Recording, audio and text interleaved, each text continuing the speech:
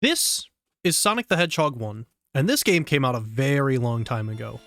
Since then, many of people have done challenges on this game, many of people have speedrun this game, but today, I'm going to do it without pressing down. So let's go over some rules. First, we're not going to press down. As we said in the intro, that is the entire challenge. What that means is we have no ducking, and we can't spin dash.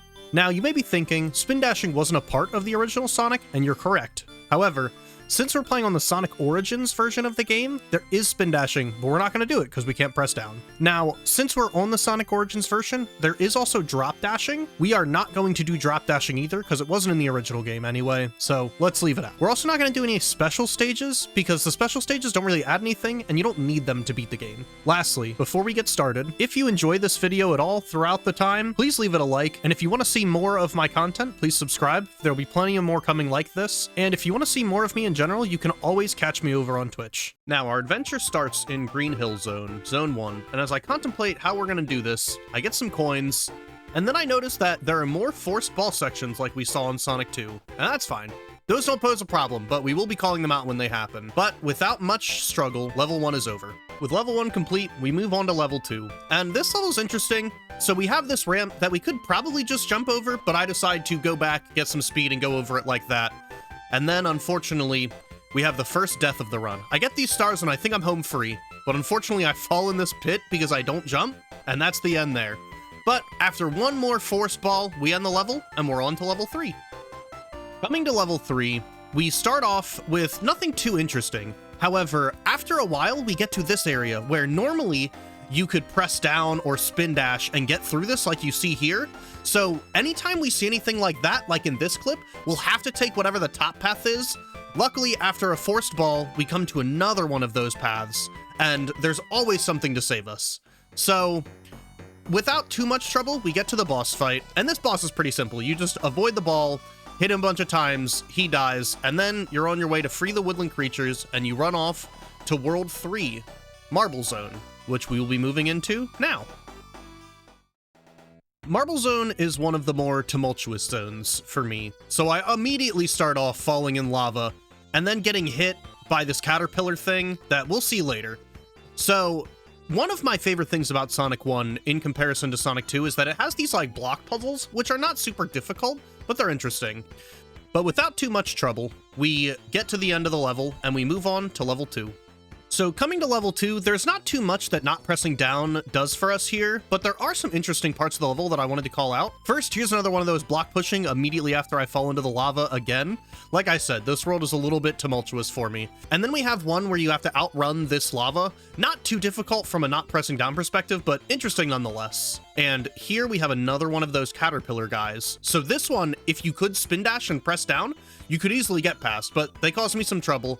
I move on though, and it's fine. And then I find some coins and an extra life hidden in this little false wall area. We move on from that, and without too much of extra calamity, we get to this part of the level where you have to jump, so it's kind of a forced ball, not in the traditional sense, but it is interesting that you have to break those blocks away.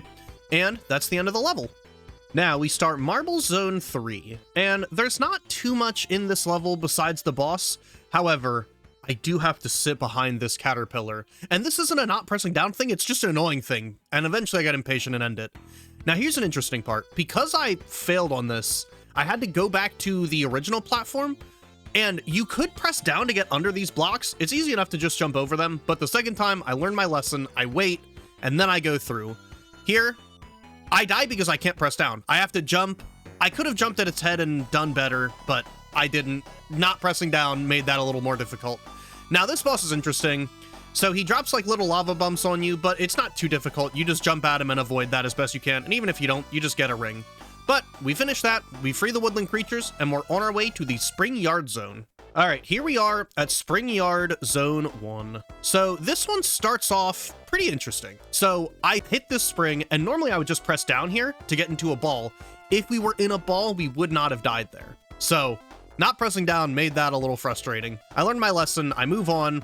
I wanted to highlight the word cope because I feel like that's what I do a lot when I die. I blame it on not pressing down, even though it's just me being bad like there. Now here's an interesting part. These insect guys are sniping me, and I think if I could duck there, I would have avoided that, But otherwise, the level ends and we move on. Welcome to Springyard Zone 2. This one, not very interesting. I found a secret passageway that kind of nullified a lot of the level, which you're seeing now.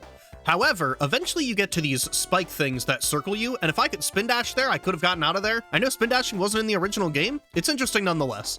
Otherwise, the level ends and we move on to Act 3. Here we are in Act 3, and there's nothing too interesting here. There is a pit that we find ourselves at the bottom of. We could probably jump and try to use those ping things to get out, but I decided to just play a little bit of Tony Hawk Pro Skater and gain some speed on the pipes and get there.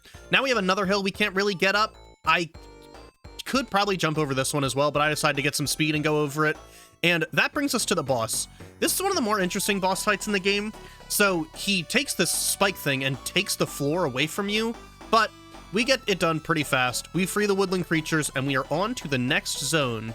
So Labyrinth Zone is a bit of an issue because it's a water level. However, in the first one, we don't really struggle with that at all. We only struggle with these guys. Now, normally you could just press down and get through them because I don't think that drill in the front has a hitbox, but the level ends and we're on to Act 2.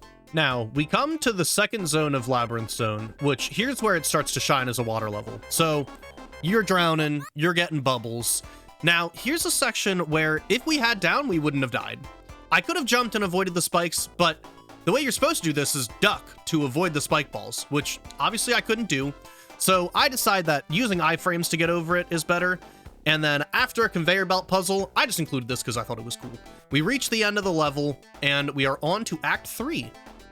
Act 3 starts with some weird behavior. I kind of get trapped in the spike and take some damage, use the iframes, but unfortunately immediately after that, I die.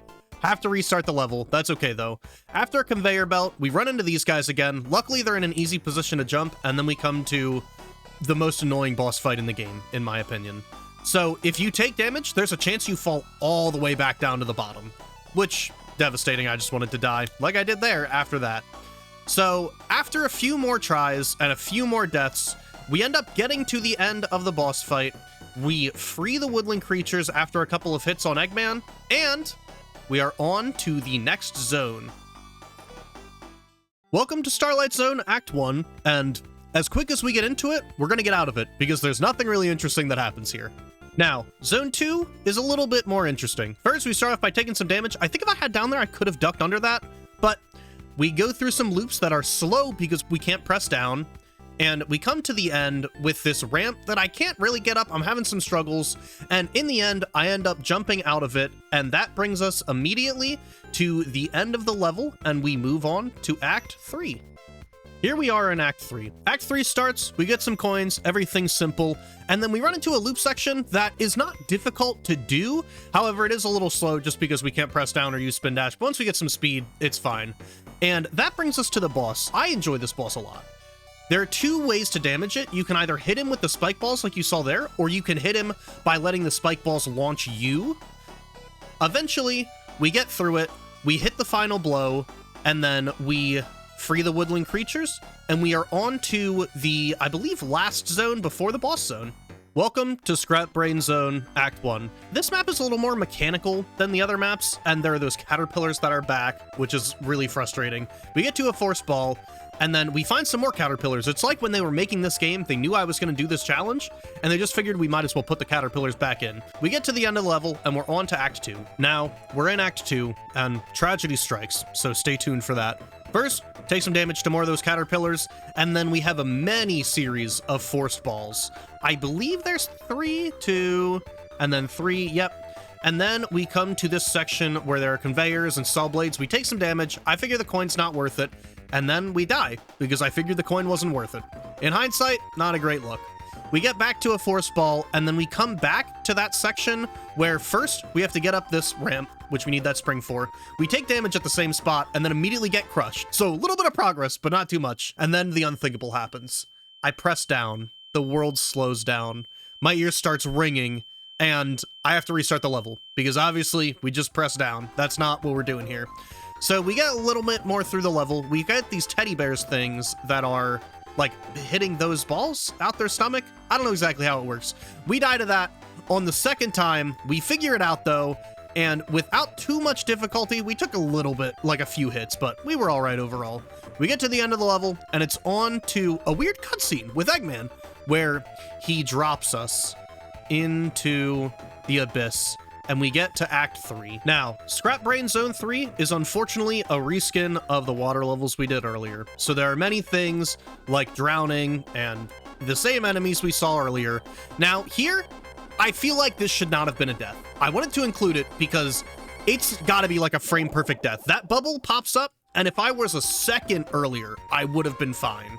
We start again, and then I died at one of those drill things, which I could have just rolled into if we had down. And here's the other side of the coin. I'm drowning here, things are looking bleak, I'm running out of time, and then at the last second, I breathe, and I feel like that's what the thing should have been earlier. Now, we get to the end of the level, all I have to do is jump up that, but I die because I slip off the spring. Second time's the charm, so we take a little bit of damage, which we lose all of our rings, not great, but we end up being able to get to the final boss. Unfortunately, we have no rings. Welcome to the final boss. This is an interesting one. So Eggman's on these, like, those crusher things, and after they come down, he sends out those shock things, which unfortunately we have no rings, so there's no buffer. After a few hits, the unthinkable happens. I feel like that hitbox was not fair, and it kills me. However, on the second time, we end up getting through it. He's still doing that same thing. I'm a little bit more careful, and I definitely jump more often just to avoid that hitbox. However, after a small amount of time, we end up destroying everything, and we send Eggman running in his machine. And I thought there was another boss after this, like there was in Sonic 2. However, there isn't. So this is the end of the game.